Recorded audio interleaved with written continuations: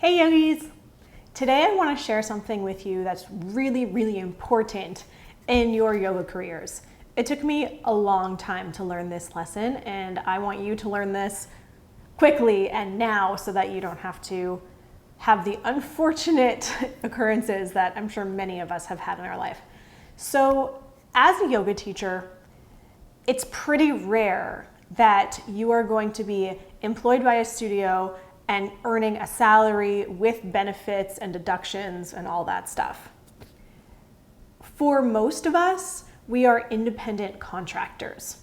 What that means is you can teach virtually anywhere and you build the studios for your time. You build them by hour, or you have some kind of negotiation with a studio or with a festival or workshop, whatever it is. Like it or not, as a yoga teacher, you are your own business. And I know that can be really scary for a lot of you.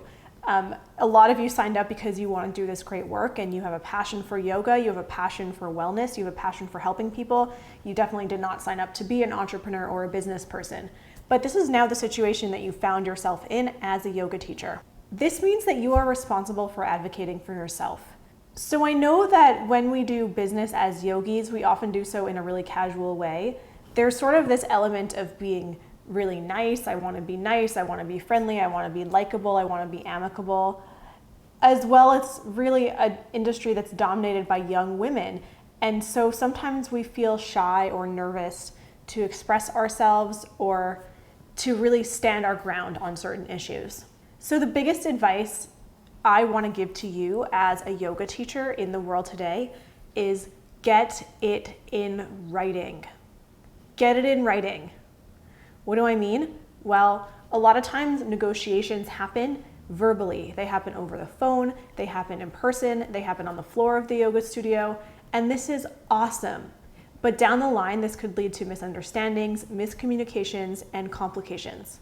And I just want your lives to be easy and simple and stress-free as yoga teachers. So get it in writing. Well, how do we get something in writing if the negotiation took place at the yoga studio or in a casual conversation?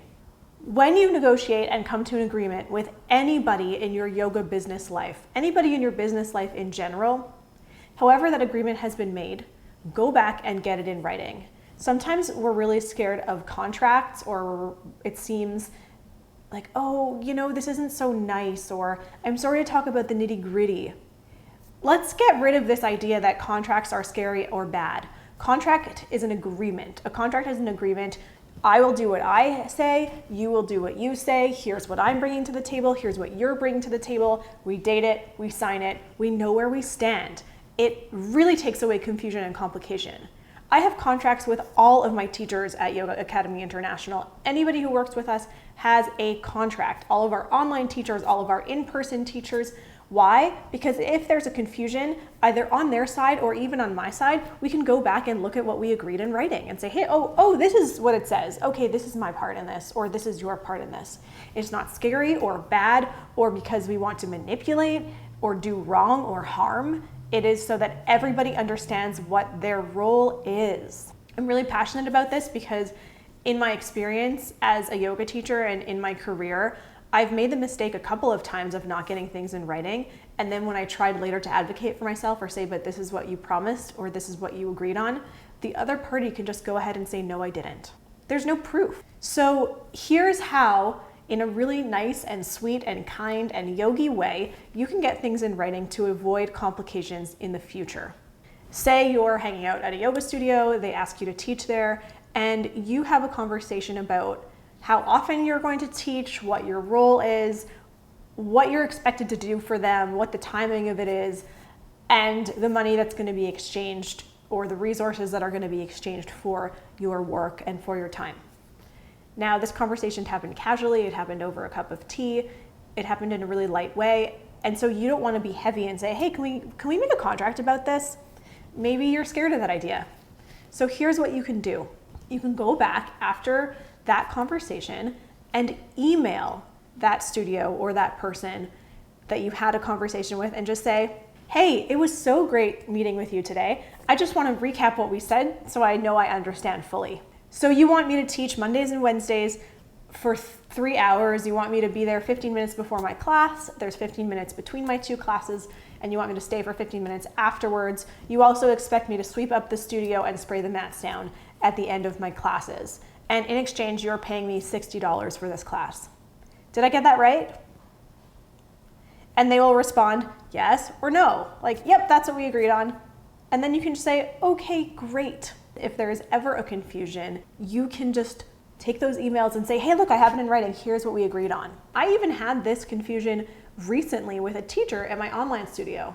My online studio teachers are required to promote their classes. It's part of the agreement and the deal we have. So I wrote to one of the teachers and I said, hey, can you please promote this class?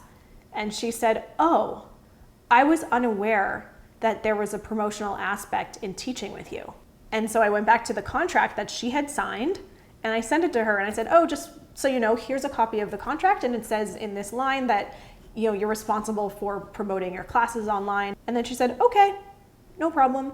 It's not a fight, it's not bad, it's not wrong, it's not scary. It's an understanding and an agreement so that everybody feels good and safe. And so everybody feels like they're doing their part and they're fulfilling their role. That's why it's so great to get things in writing. My lawyer says, yes, I have a lawyer, and I've never even been in trouble. I have a lawyer because I want to make sure that my contracts are legal.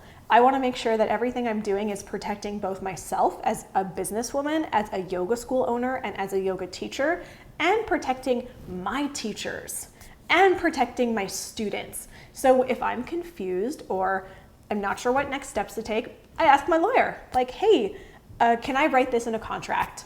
Hey, is this okay to put in a waiver form? Anyways, so my lawyer says you should be able to use the screenshot defense, which means somebody is in opposition to something you have discussed or said or agreed on, and you can literally just take a screenshot of their contract or their email or their text series and say, well, this is what we agreed on. Okay. That way you avoid any confusion. And this way you can protect yourself and that whoever you're working for is protecting themselves as well. Getting things in writing is really a wonderful way to avoid confusion. It's a wonderful way to make sure that you are fully fulfilling your role and that your studio or whomever you're working with is fully fulfilling theirs. It's just a really beautiful and important way to come to an understanding. So if there's any piece of advice I can give you as a yoga teacher, it is get it in writing. However you can, be kind about it, you can be sweet, just make sure it's in writing so that you can always take a screenshot and send that forward if ever necessary. It takes away a lot of confusion, it takes away a lot of arguments, it takes away a lot of unnecessary hassle. Get it in writing, yogis.